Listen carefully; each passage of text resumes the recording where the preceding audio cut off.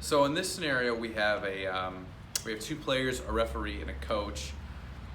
Players are playing on the field, and the referee makes a call that the coach happens to disagree with. Now, the correct way, as we know, the ethical way to deal with that is just encourages players, kind of ignore the call. It's whatever. Referees make mistakes; they're humans.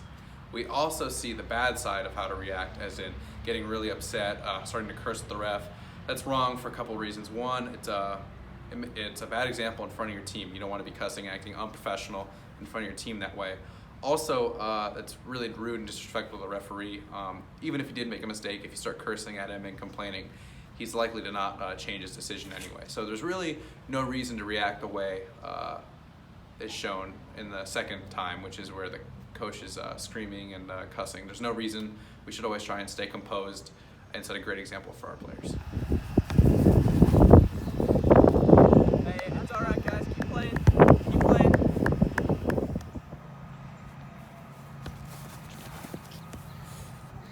Are you kidding me? Are you kidding me? That wasn't even a foul. You're fucking horrible. In this situation, we have a coach, a couple players, and a ref. The player is going to make a goal, and he's going to come over and taunt the other team sitting on the bench. And we have two ways that the coach is going to deal with this. We have the ethical way and the unethical way. The ethical way is the coach just keeps telling his players to keep going, stay strong, don't react to the taunting or anything. And the unethical way, we have the coach telling his players to break the kids' legs, to fight back, and stuff like that. And that's just wrong. We always want the coach to be encouraging. We always want the players to be happy and the players to be confident in their coach, to have the right morals and attitude and stuff like that. Even if the other player is taunting your team, the coach needs to stay strong and keep his team on the right track, on the right ethical track. You guys suck! Ah, you suck! Woo! Come on, boys, keep your head up. Keep your guys in game. You guys suck! Ah, you suck! Boys, take your legs down next time. Good game, coach. Good game.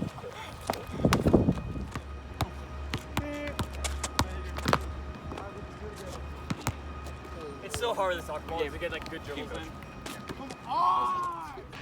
Whether you win a game or you lose a game, you always have to act respectfully to the other coaches. Do a nice handshake, good firm handshake. Do not be hitting them or pushing them if you lose because you're upset about the game. Like in the bad scenario, the coach pushed the other one because he was upset that he lost. But in the winning one, he showed good form. He did a nice handshake, firm handshake. Hey, let's go. Hey guys, let's bring it in. All right, so a couple things I want to talk about that game. We executed the plan perfectly. I don't have any complaints. We got the good away win. That's what we like to see. I want everyone to stay safe this weekend.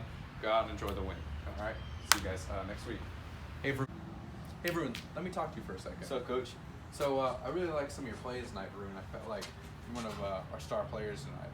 Let me know if you want to improve your game anymore and come over after school. What was that, Coach? Varun, you know I appreciate your plays on the field. I know that. Let me show you how much I really care about you. I know, but was the touching necessary? I feel a little. Great game. Good job, guys. Stay safe. In this scenario, a coach and a team is celebrating their big victory.